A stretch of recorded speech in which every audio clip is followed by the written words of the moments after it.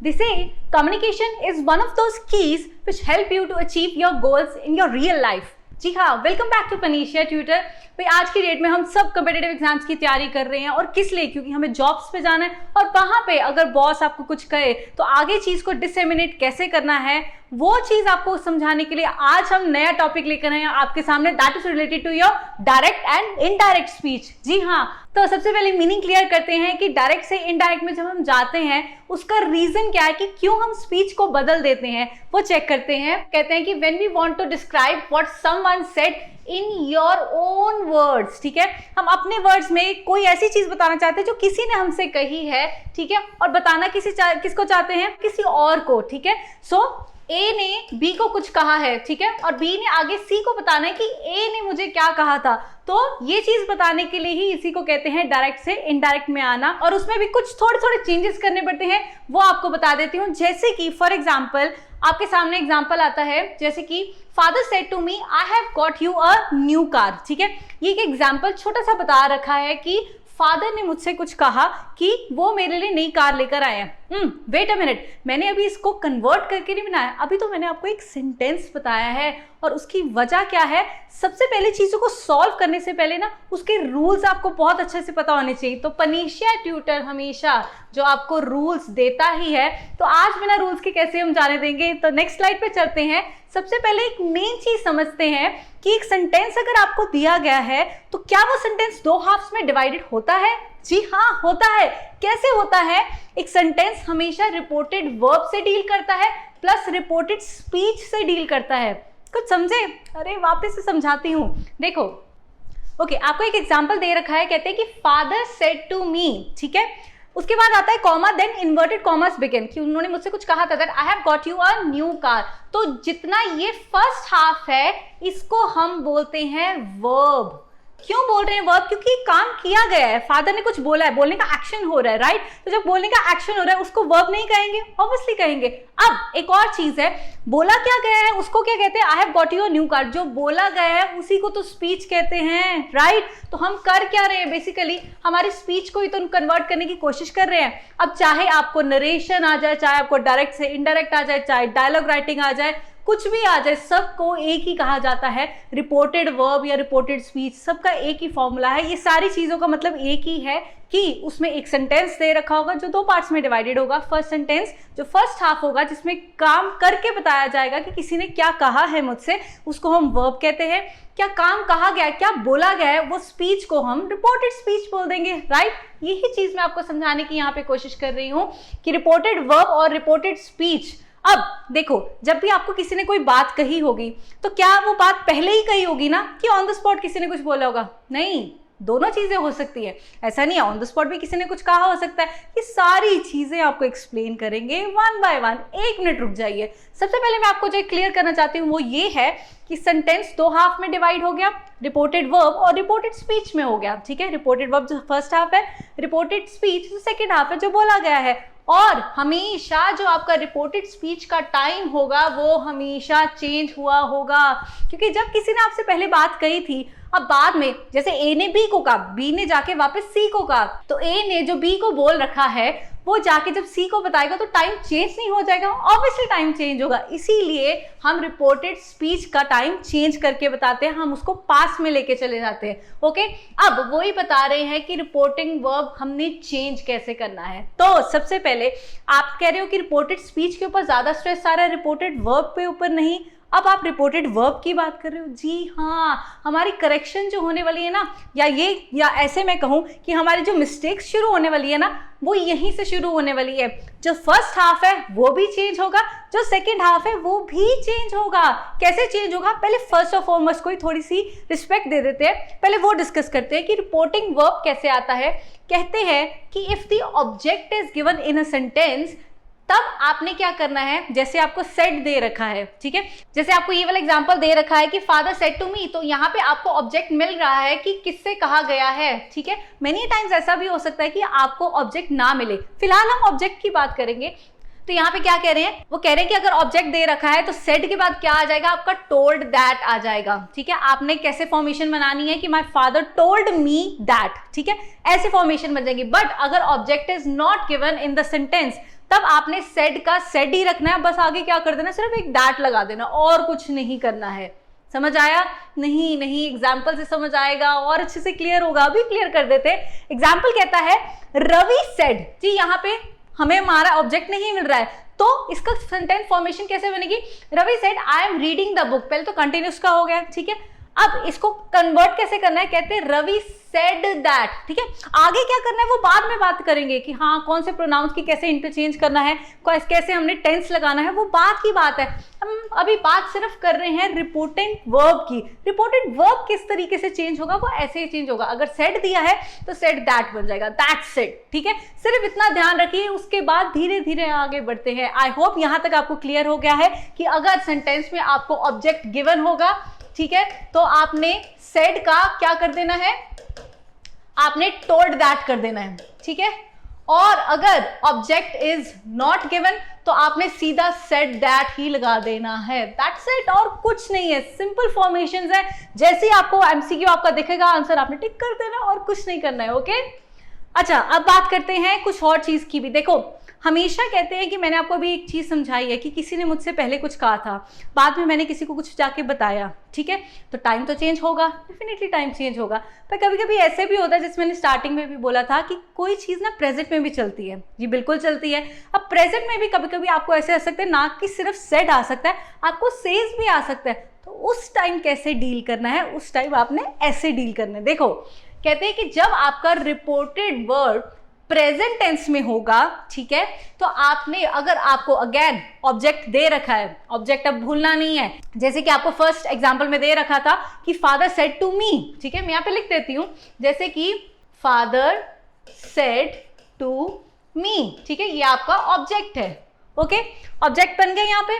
अब इसको अगर आपने कन्वर्ट करना है तो कैसे कन्वर्ट करोगे? देखो, अगर वो कहते हैं कि अगर से दिया हुआ है तो आपका टेल दैट आ जाएगा, अगर सेज दिया हुआ है तो आपका टेल्स दैट आ जाएगा, ठीक है। इस तरीके से आप फॉर्मेशन बना सकते हैं। बट जस्ट इन केस अगर आपको ऑब्जेक्ट नहीं गिवन है, जैसे कि अगर फादर सेड सीधा आ जाएगा, जैसे फादर सेज, ठीक है, और उसके बाद कॉमा, इन्वर्टेड कॉमर्स बिगिन, ठीक है। इस तरीके से अगर सेंटेंस फॉर्मेशन बनती है तो आपने क्या करना है, देखिए यहाँ पे विदाउट ऑब्जेक्ट अगर गिवन है तो कैसे करना है, से का से दैट हो जाएगा, सेज का सेज दैट हो जाएगा, ठीक है, डायरेक्ट, मतलब टेल और टेल्स दैट नहीं आएगा, आपका सीधा से और सेज दैट आ जाएगा। क्या करना है, आपको ये दिया होगा, सीधा आगे बस दैट ऐड कर दो और आपकी फॉर्मेशन डन है, आपके इन्वर्टेड कॉमर्स हट जाएंगे अपने आप ही, ठीक है। एग्जाम्पल से क्लैरिफाई करती हूँ मैं आपको। एग्जाम्पल क्या कहता है, कहते हैं जैसे कि बहुत ही इजी है, he says I am ill। अब देखो यहाँ पे आपका जो ऑब्जेक्ट है दैट इज कंप्लीटली मिसिंग, ठीक है, हमें पता ही नहीं किसको कहा गया, पर उसने कहा है I am ill। कैसे करेंगे, he says that, क्या किया, मैंने इन्वर्टेड कॉमर्स हटा के सीधा सीधा दैट लगा दिया और आगे बोल दिया he is ill, ठीक है। अब प्रेजेंट की फॉर्मेशन है, इसलिए हमने प्रेजेंट में ही इसको रखा है, ओके। अब नेक्स्ट बात करें तो the teacher says to the students, ठीक है, हमें हमारा ऑब्जेक्ट यहाँ पे मिल गया है। कौन है ऑब्जेक्ट, जी हमारे स्टूडेंट्स हैं, ठीक है। आई एम वर्किंग, टीचर ने कहा है कि स्टूडेंट्स को कह दिया दैट आई एम वर्किंग। अब इसको कन्वर्ट कैसे करना है, ऑब्जेक्ट गिवन है, अब आपको पता है कि क्या लगाना है, सेज है तो क्या आएगा आपका, the teacher tells the student that, ठीक है, टेल्स आ गया और दैट आएगा, क्योंकि सेज है तो टेल्स होएगा, और क्योंकि हमारा ऑब्जेक्ट गिवन है इसी वजह से हमारा टेल्स आया, ना कि सेज दैट आया। यहां तक आपको क्लैरिटी है, आई होप आपको सारा समझ आ चुका है। अब बात करते हैं कुछ इंटरेस्टिंग चीज की। Now before moving further I would like all of you to please take the screenshot of this slide, please take it. अच्छा, why I have asked this one? Because many a times when you are framing these sentences, क्या होता है उसमें कि जो भी sentence दे रखा है, जो काम कर रहा है, ठीक है, जो रिपोर्टिंग वर्ब में आ रहा होता है, वो पर्सन आगे जाके ऑब्जेक्टिफाइड कैसे बनता है वो चेक कर लेते हैं। देखो, जैसे कि आई का बन जाता है मी, ठीक है, नॉमिनेटिव वे में ऐसे दे रखा होता है, बट ऑब्जेक्टिव में कि आई का मी बन जाता है, यू का यू ही रहता है, वी का अस बन जाता है, ही का हिम बन जाता है, शी का हर, दे का देम बन जाता है। बट होल्ड ऑन, कभी कभार ऐसा भी होता है कि सेंटेंस की फॉर्मेशन आप पोजेसिव वे में आते हैं कि I am owning this thing, ठीक है। पोजेसिव का हमेशा मतलब क्या होता है, when you are having the ownership of something, okay. तब आपके ये सेंटेंसेस में आपके वर्ड्स ऐसे फ्रेम होंगे, कैसे आएंगे, my, yours, ours, his, her, their, etcetera. ठीक है, तो इस तरीके से आपने फॉर्मेशन बनानी है। बस आपको थोड़ा सा प्रोनाउंस के साथ खेलना अगर आ गया ना, तो आपकी रिपोर्टेड वर्ब और स्पीच ऐसे सॉल्व हो जाएगी। अब क्या होता है, हम एक्सेप्शनल रूल्स तो दे ही रहे हैं, तो उसमें आपको प्रॉपर इंफॉर्मेशन देनी बहुत ज्यादा जरूरी है। अब उसमें एक और चीज भी है, कहते हैं कि मॉडल जब चेंज करना हो तो कैसे करना है। अब आपको याद होगा मेरी वॉइस की वीडियो में जब एक्सेप्शन रूल मैंने आपको कराए थे, तो मैंने आपको स्ट्रिक्टली मना किया था कि जो मॉडल वर्ब आपको दे रखा है सेंटेंस में, जो क्वेश्चन में होगा, सेम आपको फ्रेम करना है in your answer as well. Like for example, if you are given could, you have to write could only. ठीक है, आपने फाइंड कौन सा करना है आंसर, अपना कुड वाला ही। If would is given, you have to find would. If will is given, you have to find will. But मैंने आपको ये चीज तब भी बोली थी कि जब हम नरेशन की तरफ शिफ्ट होंगे तब ये चीज डेफिनेटली चेंज होने वाली है। और अब आ गए हैं हम उसी मोड पे, मैं आपको ले आई हूँ नरेशन में। ठीक है, तो यहाँ पे अब जब भी आपको सेंटेंस दे रखा होगा, डेफिनेटली पहली बात तो देखो, जब सिंपल सी बात है, अगर टाइम चेंज हो रहा है तो मॉडल वर्ब भी चेंज होगा ही होगा ना, टाइम बताने का। तो फिर देखो, शैल का क्या बन जाएगा, शुड, विल का वुड, मे का माइट, कैन का कुड, कुड का कुड ही रहेगा। ठीक है, कुड का कुड रहेगा, वुड का वुड रहेगा, शुड का शुड रहेगा, और हैज टू, हैव टू, जो कि प्रेजेंट के आते हैं, ये आपके सीधा सीधा हैड टू में बन जाएंगे। ठीक है, सिंपल सी बात है और ज्यादा कॉम्प्लिकेट नहीं करना है, बस ट्रिक्स को आपने याद रखना है और सॉल्व कर देना है। ओके, नेक्स्ट, अब बिफोर मूविंग फर्दर एक और छोटी सी चीज है जी, प्रोनाउंस हमें पता लग गए, मॉडल को भी कैसे चेंज करना है वो भी हमें आ गया, पर मेन चीज जो डील करती है that is related to your time. अच्छा, टाइम को कैसे डिफाइन करेंगे, टाइम को इस तरीके से डिफाइन करना है, कैसे कि आपने सिंपल प्रेजेंट को सिंपल पास्ट में कर देना है। ठीक है, प्रेजेंट कंटिन्यूस को आपने पास्ट कंटिन्यूस में कर देना है, प्रेजेंट परफेक्ट को आपने पास्ट परफेक्ट में कर देना है, प्रेजेंट परफेक्ट कंटिन्यूस को आपने पास्ट परफेक्ट कंटिन्यूस में कर देना जी। ये चारों तो सिंपल से ही हो गए कि आपने जितने भी प्रेजेंट के थे ना, जो भी 4 फॉर्मेशंस आती हैं, उनको आपने पास्ट में कन्वर्ट कर दिया। पर बाय चांस अगर आपको पास्ट का ही आ जाए, फिर क्या करोगे, वो ये करोगे, आप क्या करोगे, अगर पास्ट सिंपल दिया हुआ है, सिंपल पास्ट दे रखा है, तो आपने पास्ट परफेक्ट में उसको कन्वर्ट कर देना है। ठीक है जी, फिर पास्ट कंटिन्यूस दे रखा होगा तो भी आप पास्ट परफेक्ट कंटिन्यूस में कन्वर्ट कर दोगे, और अगर आपको फ्यूचर का दे रखा होगा which will be related to your will one, ठीक है, तो उसको आप फ्यूचर इन पास्ट में कन्वर्ट कर दोगे। और लास्ट में अगर पास्ट परफेक्ट ही दे रखा है जिसको ऑलरेडी आप कन्वर्ट कर रहे हो, तो उसको आप पास्ट परफेक्ट में ही रहने दोगे। ठीक है, वो चेंज होगा ही नहीं, so this will remain constant. Okay, past perfect हमेशा पास्ट परफेक्ट में ही रहेगा, वो कभी चेंज नहीं होगा। ओके, अब बात करते हैं हम प्रेजेंट की। प्रेजेंट में क्या आएगा, he says I am fine. जी, सेज आ गया, ऑब्जेक्ट नहीं गिवन है, तो सबसे पहले यहीं पे सॉल्व हो जाएगा, he says that, that's it. उसके बाद कुछ नहीं लगाना, उसके बाद क्या देखना है, इन्वर्टेड कॉमर्स गायब करके, दैट ही वाज फाइन। ठीक है, सिंपल है। Next, Aditya said to his father. जी, हमें ऑब्जेक्ट मिल गया है, फादर से कहा गया है, I am leaving for New York tomorrow. एक सेकेंड, अभी तक हम नॉर्मल सेंटेंस सॉल्व करते आ रहे हैं, बट आपने कुछ नोटिस किया, कुछ ऐसे वर्ड्स भी आते हैं जैसे कि टुमारो, येस्टरडे, टुडे, ये सारी चीज़ों को भी तो कन्वर्ट करना होगा, क्योंकि अगर आप अभी की बात बता रहे हो कि उसने अभी कहा है कि टुमारो में जाऊंगा, तो आप ये बात बाद में किसी को बताओगे। अगर आप कल ही उसी को बताओगे तो टुमारो थोड़ी बोलोगे, तो क्या करना होगा, अरे उसके लिए भी हमारे पास एक चार्ट है। यस, यही तो बात है, हमने आपको एक्सेप्शनल चीजें देनी ही देनी है। बेसिकली क्या है, जब आपने वर्ड्स आपको ऐसे मिले तो आपने डायरेक्ट से उनको इनडायरेक्ट में कैसे कन्वर्ट करना है वो देख लीजिए। जैसे कि नाउ को आप देन में कर दोगे, दिस को दैट कर दोगे, this those, here there, today that day. ठीक है, टुडे को दैट डे में करोगे, टू नाइट को दैट नाइट करोगे, येस्टरडे को द प्रीवियस डे। ठीक है, द आएगा यहाँ पे, the previous day, because immediate बताया जा रहा है। द आर्टिकल हम हमेशा वहां यूज करते हैं जहां पे हम चीज को स्पेसिफाई करते हैं। ओके, अब यहाँ पे अगर हम बात करें तो जैसे कि लास्ट नाइट को the previous night, last week को द प्रीवियस वीक, टुमारो को the next day, next week को द फॉलोइंग वीक, अगो को बिफोर, ये भी चीजें आती हैं। ठीक है, थस आ जाएगा तो सो आएगा, हेंस को थेंस में करते हैं, and the last one is come को गो में कर देंगे। ठीक है, तो these are the ones which are rarely used but they oftenly come in the paper. ठीक है, तो इसको भी आपने ध्यान में रखना है। बाकी ये चीजें तो आती ही रहती है, ये तो आपके टिप्स पे होनी चाहिए। ओके, तो अब वापस से डिस्कस करते हैं हमारा एग्जाम्पल जो कि डील कर रहा था कि आदित्य ने अपने फादर से कहा that I am leaving for New York tomorrow. तो इसको कैसे सॉल्व करेंगे, अब तो आपको आ गया है, बता दीजिए। Aditya told his father that he is leaving for New York the next day. ठीक है, टुमारो क्या बन जाएगा आपका, द नेक्स्ट डे बन जाएगा। And this way you have to solve your narrations. अच्छा, अब कुछ ऐसी भी नरेशंस आती हैं जिसमें ना सवाल जवाब पूछे जाते हैं। अरे कब से हम अपनी वीडियोस में यही बात कर रहे हैं कि टोन्स बहुत तरीके की आती हैं, पेपर में पूछी जाती हैं। अगर आपको इंटेरोगेटिव टोन आ जाए, इंटेरोगेटिव कौन सी थी जी, जिसमें हम सवाल जवाब सिर्फ येस और नो में ही करते हैं कि आंसर में सिर्फ येस और नो ही मिले। अब इसको कैसे सॉल्व करें जी, इसको सॉल्व करने का तरीका नोट कर लीजिए। ठीक है, कैसे करना है, आपने क्या यूज करना है, आपने इफ और वेदर यूज करना है। ठीक है, और हमेशा कैसे यूज करना है, आपने पास्ट की फॉर्म यूज करनी है इसमें। ओके, जब भी आपको क्वेश्चन पूछा जाए आपने पास्ट की फॉर्म लगा देनी, मतलब V2 लगा देना। ऑल्सो आपने कहना क्या है, आपने सेंटेंस को देखो, अब क्वेश्चन पूछा गया है, अब आप भी सामने सिर्फ किसी को बताओगे तो आप ये थोड़ी बोलोगे कि उसने मुझसे ये क्वेश्चन पूछा, क्वेश्चन था ये। ठीक है, ऐसे थोड़ी होगा।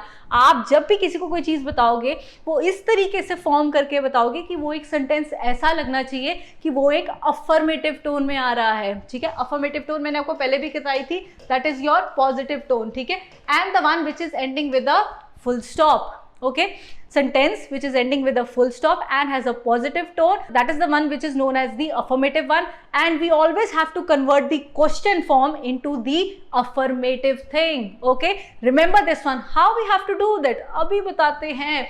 एक सेकेंड बिफोर गोइंग फर्दर, एक क्वेश्चन दिमाग में आ नहीं रहा कि इफ और वेदर दोनों दे रखे हैं, हमें कैसे पता लगेगा कि हमें कौन सा यूज करना है ना, यही आपको बताने वाली हूँ मैं। वो ऐसे बताने लगी हूं कि इफ आएगा, इफ हमेशा वहां आता है जहां पे कभी भी कोई कंडीशन दे रखी हो। ठीक है, इफ वहां आता है जहां पे कंडीशन दे रखी हो, जैसे कि if you see her let me know, ये कंडीशन अगर आप उसको देखोगे मुझे बता देना। ठीक है, या फिर वेदर कहां पे यूज होता है, जहां पे आप अपनी चॉइस बनाते हो। ठीक है, अब चॉइस तो जी हर जगह होती है हमारी। अब चॉइस कैसे बनाएंगे, do you know whether she is coming और नॉट। ठीक है, आपको पता है कि आप आ रहे हो, it's kind of an alternative option you are given. Okay, whether आप वहां पे यूज कर सकते हो जब ऑल्टरनेटिव ऑप्शन मिले हो। ठीक है, तो यहाँ पे ऑल्टरनेटिव ऑप्शन के साथ you can answer this one. अब वापस से आते हैं हमारे एग्जाम्पल के ऊपर। एग्जाम्पल क्या कहता है, कहते हैं कि ही सेड टू मी। पहले तो यहाँ पे आपको ऑब्जेक्ट मिल गया है, तो क्या होगा, ही टोल्ड मी। एक उन्होंने क्वेश्चन पूछा है कि he said to me do you like tea, कि आपको चाय अच्छी लगती है। अब देखो सवाल पूछा गया, अब हम इसमें टोल्ड नहीं बोल सकते या टेल्स नहीं बोल सकते, पूछा गया है ना, तो पूछने को क्या कहते हैं, पूछने की क्रिया को बोलते हैं आस्क। ठीक है, तो पूछा गया, या फिर आप क्या बोल सकते हो, ही एनक्वायर्ड।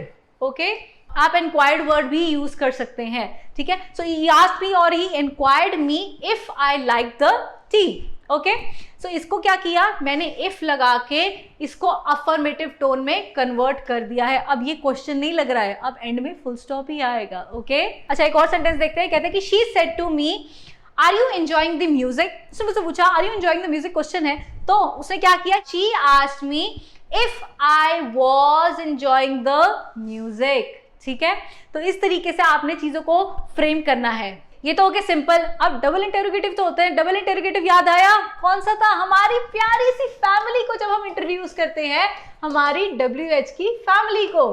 ठीक है, तो हमारी WH की फैमिली बड़ी प्यारी सी फैमिली जो होती है उसके बारे में बात करनी है। पर सबसे बड़ा हिंट क्या है जी, आपके सामने है। जब भी आपको डबल इंटेरोगेटिव वाला क्वेश्चन आ जाए, that is the question is starting with what, where, when, how, why, कुछ भी आ जाए, then is the time when you don't have to use the words if and whether. Yes yes, यही चीज है, आपने यूज ही नहीं करना है फॉर्मेशन की तरफ। क्यों, क्योंकि मैंने आपको बताया था कि हमारी WH की फैमिली बड़ी प्यारी फैमिली होती है, इसको हम हमेशा वहीं पे प्लेस करते हैं, तो इसमें हम कैसे एडिट कर देंगे, इसको भी तो रखेंगे।